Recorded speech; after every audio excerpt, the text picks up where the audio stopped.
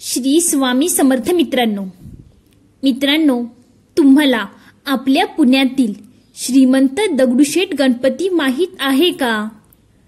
माहीत नसेल तर दगडूशेठ गणपती हा पुण्यातील गणपतींपैकी एक मानाचा गणपती मानला जातो.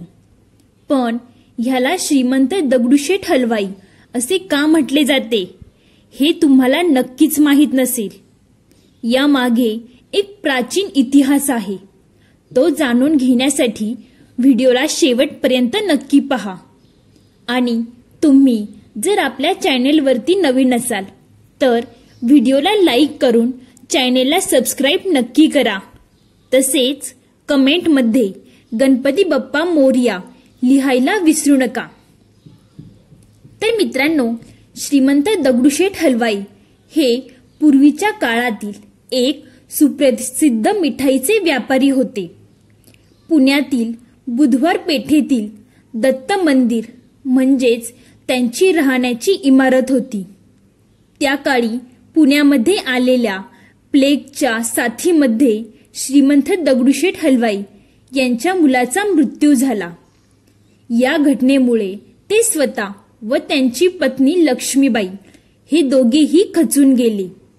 त्यावेळी त्यांचे गुरु माधवनाथ महाराजांनी दगडूशेठ यांना आधार देत दत्ताची आणि गणपतीची मूर्ती तयार करून त्यांची पूजा केली. असे सांगितले जाते की भविष्यात जसे आपले अपत्य आपल्या मातापितांचे नाव उज्ज्वलित करते, त्याप्रमाणे ही दोन दैवत तुमचे नाव उज्ज्वल करतील असेही म्हटले होते. महाराजांनी सांगितल्याप्रमाणे शेठजींनी दत्ताची एक संगमरवरी मूर्ती व गणपतीची मातीची मूर्ती बनवून घेतली. या गणपतीच्या मूर्तीची प्राणप्रतिष्ठा लोकमान्य टिळकांच्या हस्ते झाली होती आणि त्यावेळी परिसरातील श्रीमंत दगडूशेठ हलवाई, बाबूराव गोडसे, भाऊसाहेब रंगारी, श्री मोरप्पा शेठ गोडवे उर्फ काका हलवाई, नारायणराव बाजेवाले उर्फ जाधव, नारायणराव भुजबळ, सरदार परांजपे यांसारख्या अनेक नामवंत मंडळींची हजेरी होती. गणपतीची पहिली मूर्ती शुक्रवार पेठेतील 11 मारुती मंदिरात आजही आहे. 1894 मध्ये लोकमान्य टिळकांनी सार्वजनिक गणेशोत्सवाची सुरुवात केली. तर 1896 साली श्रीमंत दगडूशेठ हलवाई गणपतीची दुसरी मूर्ती तयार करण्यात आली व तिचा उत्सव होऊ लागला. दगडूशेठ हलवाई यांनी सुरू केलेली गणेशोत्सवाची परंपरा परिसरातील नागरिकांनी व तत्काळ कार्यकर्त्यांनी पुढे सुरू ठेवली. सुवर्णयुग तरुण मंडळाने पुढे दगडूशेठच्या गणपतीची जबाबदारी घेतली. 1896 मध्ये बनलेल्या मूर्तीची अवस्था थोडी जीर्ण झाली होती. मग नवीन मूर्ती बनवायची ठरवून 1967 मध्ये दगडूशेठ हलवाई गणपतीच्या अमृत महोत्सवानिमित्त गणपतीची नवीन मूर्ती बनवण्याचा संकल्प केला. त्यानंतर 1968 मध्ये सुवर्णयुग मंडळाच्या कार्यकर्त्यांनी कर्नाटकचे प्रसिद्ध शिल्पकार शिंपी यांच्याकडून लहान मातीची मूर्ती नमुना म्हणून करून घेतली. मग ही मूर्ती आधीच्या मूर्तीसारखी असल्याची खात्री पटल्यानंतर मोठ्या मूर्तीचे काम करण्यात आले. पूर्ण मूर्ती तयार झाल्यानंतर शिल्पी यांनी ग्रहण संपेपर्यंत देवाची आराधना केली, गणेश यंत्राची पूजा केली व त्यानंतर ज्या ठिकाणी मातीची मूर्ती तयार केली होती त्याच ठिकाणी येऊन विधिवत धार्मिक गणेश याग केला. त्यानंतर ते सिद्ध श्रीयंत्र मंगल मूर्तीच्या पोटामध्ये ठेवले गेले. त्या काळी ही मूर्ती बनवण्याचा खर्च आलेला 1125 रुपये होता. भगवान गणेश आणि नारळाची कथा ही हिंदू पौराणिक कथांमधील एक लोकप्रिय कथा मानली जाते, जी नम्रता आणि त्यागाचे महत्त्व स्पष्ट करते. एकदा भगवान शिव आणि त्यांची पत्नी पार्वती यांच्या 2 मुलांपैकी भगवान गणेश आणि भगवान कार्तिकेय यांच्यापैकी कोण अधिक ज्ञानी आणि प्रथम पूजेस पात्र आहे यावर चर्चा करत होते. शेजारीच असलेल्या गणेशाने त्यांचे संभाषण ऐकले आणि त्याला त्याची योग्यता सिद्ध करायची होती.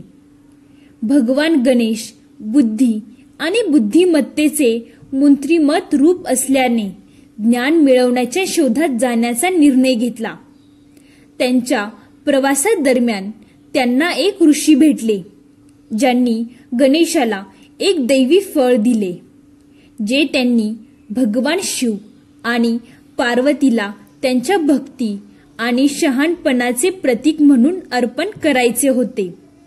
श्री गणेश फळे घेऊन घरी परत असताना त्यांना एक गरीब भुकलेला ब्राह्मण भेटला, जो त्यांच्याकडे अन्ने मागू लागला.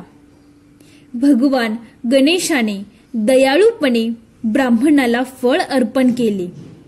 तो प्रवास चालू ठेवत असताना भगवान गणेशाला एक नारळाचे झाड दिसले, ज्यावर वीज पडली होती आणि त्याची फळे जमिनीवर पडली होती. भगवान गणेशाने दिलेल्या दैवी फळांच्या बदल्यात एक नारळ घेण्याचे ठरविले.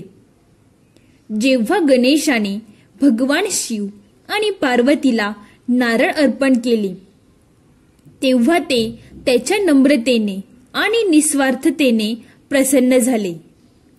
भगवान गणेशाने सांगितले की त्याने गरीब ब्राह्मणाला दैवी फळ कसे दिले आणि त्याच्या जागी एक साधा नारळ दिला. भगवान शिव आणि पार्वतीने त्यांच्या नम्रतेने आणि भक्तीने प्रभावित होऊन इतर सर्व देवतांच्या आधी श्री गणेशाची पूजा केली जाईल आणि नारळ भगवान गणेशाला एक पवित्र अर्पण केले जाईल असे सांगितले.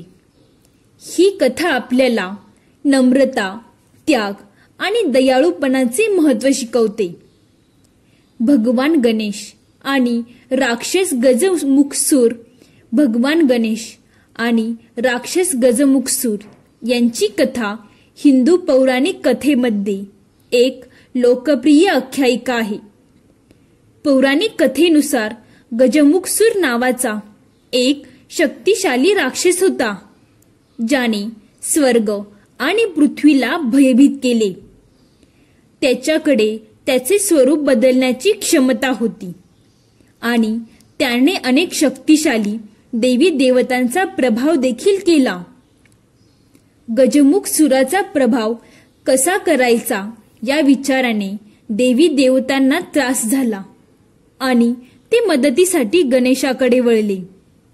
आपल्या बुद्धिमत्तेसाठी आणि बुद्धीसाठी ओळखल्या जाणाऱ्या गणेशाने राक्षसाचा सामना करण्याचे ठरवले. भगवान गणेशाने ब्राह्मणाचा वेश धारण केला आणि गजमुखसूर जवळ आला. त्याने त्याच्या सामर्थ्याबद्दल राक्षसाची प्रशंसा केली आणि त्याला बुद्धी आणि बुद्धिमत्तेच्या खेळासाठी आवाहन दिले. गजमुखसुराने या आव्हानावर खुश होऊन ते स्वीकारले. खेळ सुरू झाला आणि भगवान गणेशाने गजमुखसुराला अनेक कठीण प्रश्न विचारले. आपल्या बुद्धिमत्तेवर विश्वास असलेल्या गजमुखसुराने प्रत्येक प्रश्नाला सहजपणे उत्तर दिले. मात्र गणेशाची योजना होती. भगवान गणेशाने गजमुखसुराला विचारलेला शेवटचा प्रश्न होता, तुझ्या आईचे नाव काय? गजमुखसुराला क्षणभर विचार आला, पण आईचे नाव आठवत नव्हते. तेव्हा भगवान गणेशाने त्याचे खरे रूप प्रकट केले आणि घोषित केले की तो खेळ जिंकला आहे. गजमुखसूर संतापला आणि त्याने गणेशावर हल्ला केला. तथापि भगवान गणेश तयार झाला आणि त्याने राक्षसाचा प्रभाव करण्यासाठी त्याच्या दैवी शक्तींचा वापर केला. त्याने त्याचे एक दात तोडले आणि गजमुख सुराचा नाश करण्यासाठी त्याचा शस्त्रासारखा वापर केला. भगवान गणेशाच्या विजयाने देवदेवतांना आनंद झाला आणि त्यांनी त्याच्या बुद्धिमत्तेची आणि धैर्याची प्रशंसा केली. त्यांनी त्याला बुद्धी आणि ज्ञानाचा स्वामी घोषित केले आणि हिंदू परंपरेचा अविभाज्य भाग म्हणून त्याची पूजा स्थापित केली. तर मित्रांनो, अशी आहे आपल्या दगडूशेठ गणपतीची कथा आणि त्याचा इतिहास. तुम्हाला ही कथा आवडली असेल तर चॅनेलला नक्की सबस्क्राईब करा. सबस्क्राईब करून लाईक, शेअर, कमेंट करायला अजिबात विसरू नका. धन्यवाद मित्रांनो. बोला श्री स्वामी समर्थ.